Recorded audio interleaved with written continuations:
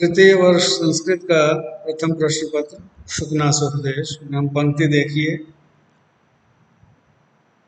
अपहरति च वात्येव शुष्कपत्रं समुद्भूत रजो भ्रांतिरति दूर आत्मेच्छया यौवन समये पुरुषम प्रकृति। इसमें शुकनास चंद्रापीड़ को युवावस्था के दोष, युवावस्था के समय क्या प्रकृति हो जाती है, क्या स्वभाव हो जाता है मनुष्य का, इसका चित्रण कर रहे हैं। कहते हैं, देखिए, यौवन समये मतलब यौवन के समय में, युवावस्था में, पुरुषम प्रकृति, पुरुष को प्रकृति, उसका स्वभाव क्या करता है? अपहरत, उसका अपहरण कर लेता है, खींच लेता है, जबरदस्ती बलात् उसका हरण कर लेता है। कैसे?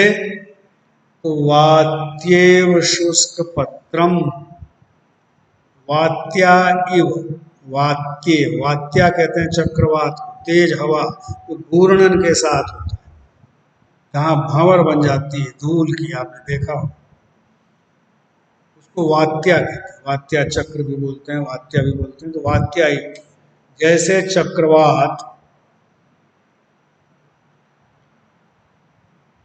शुष्क पत्रम अपहरत, सूखे हुए पत्ते को हर लेते, उड़ा कर ले जाती है।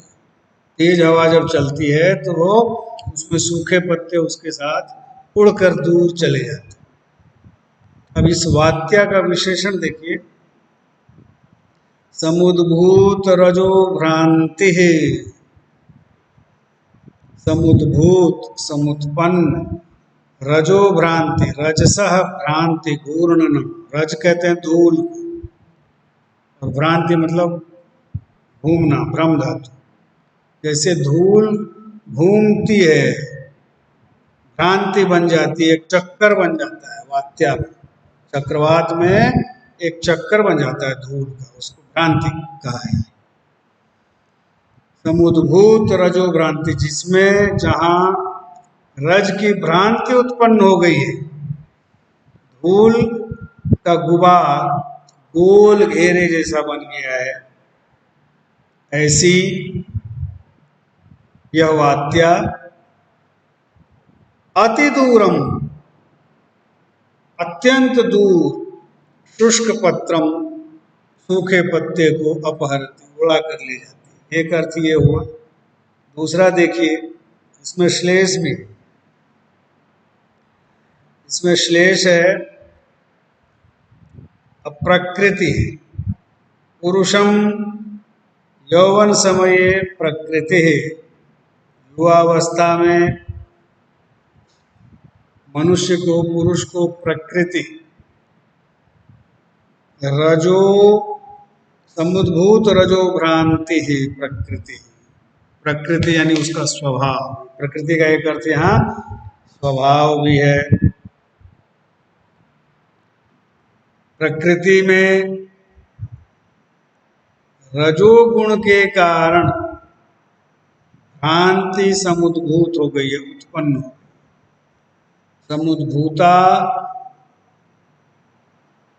रजसः कारणात् भ्रांति यस्याम तादृशी प्रकृति, ऐसी प्रकृति, ऐसा स्वभाव जिसमें रजोगुण के कारण भ्रांति उत्पन्न हो गई। यहाँ बाणभट्ट ने बहुत ही विद्वत्ता पूर्वक सांख्य दर्शन के एक तत्व का समावेश कर दिया। सांख्य एक दर्शन है हमारे भारतीय दर्शन में, 6 आस्तिक दर्शन माने गए, उसमें एक सांख्य भी, महर्षि कपिल मुनि द्वारा प्रवर्तित सांख्य दर्शन में द्वैतवादी दर्शन है। प्रकृति और पुरुष, इन दो की सत्ता मानी गई, और पुरुष को यह प्रकृति, उसे ही माया भी कहते हैं, अपने वशीभूत कर लेती है। और इस प्रकृति में 3 गुण, 3 गुण, त्रिगुणात्मिका होती है प्रकृति। वो गुण कौन से हैं? सत्वगुण, रजोगुण और तमोगुण। सत्वगुण से व्यक्ति सात्विक बन जाता है, सत्यवादी बन जाता है, सच्चरित्र हो जाता है, नीति के मार्ग पर चलने वाला है, वह सात्विक हो जाता है। रजोगुण जो है मनुष्य को राजसी बनाता है,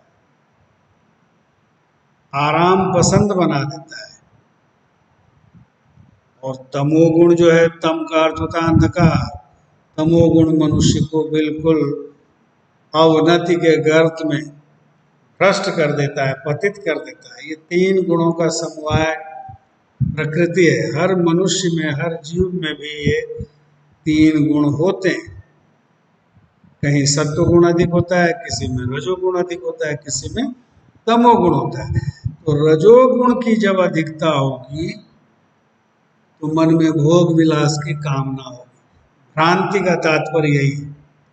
रजोगुण के कारण प्रकृति में, स्वभाव में, युवावस्था में भ्रांति, दोष उत्पन्न हो जाता है, मनुष्य भ्रमित हो जाता है। कौन सा कार्य सही है, कौन सा गलत है, इसका उसे विवेक नहीं रह जाता। तो ये प्रकृति के पक्ष में इसका अर्थ जाएगा। इसका अर्थ देखिए कैसे लिखेंगे कि जिस प्रकार धूलि के बगुले को उठाए हुए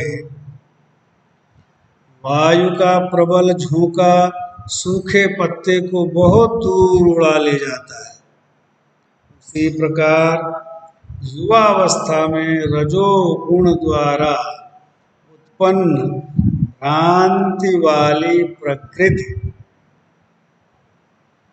व्यक्ति को स्वेच्छानुसार दूर खींचकर ले जाती है। ये इसका सरलार्थ है। अब इसमें फिर से एक बार देखिए, अपहरति च, अपहरण कर लेती है। दोनों ही पक्षों में अर्थ जाएगा। प्रकृति युवकों का अपहरण कर लेती है और वात्या शुष्क पत्रों का अपहरण कर लेती है। दोनों ही पक्षों में अर्थ जाएगा। वात्येव शुष्क पत्रम, जैसे वात्या सूखे पत्ते को दूर उड़ा कर ले जाती है। वह वात्या कैसी है? तो समुद्भूत रजो भ्रांति, जिसमें धूल की भ्रांति उत्पन्न हो गई है। ऐसा चक्रवात जिसमें धूल के भंवर उत्पन्न हो गए।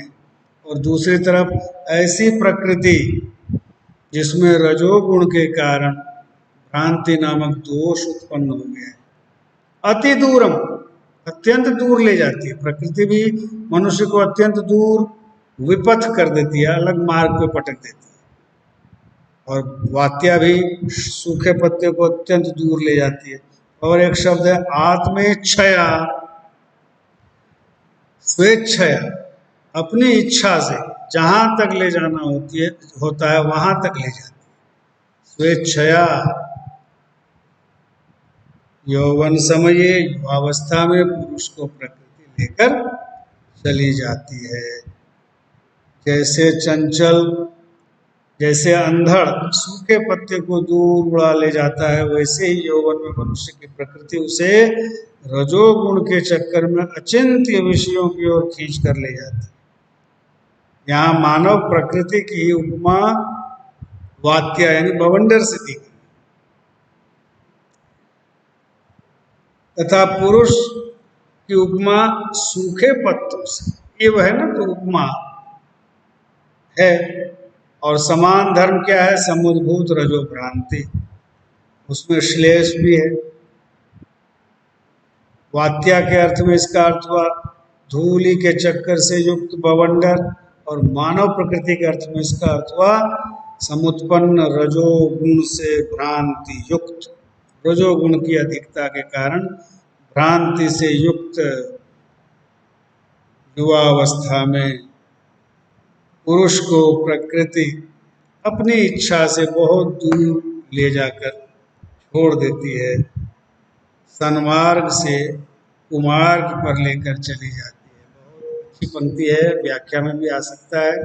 तो इसके दोनों ही पक्षों में अपने को अर्थ लिखने होंगे, मानव प्रकृति के अर्थ में और उधर वाक्य के अर्थ अच्छी तरह देखें।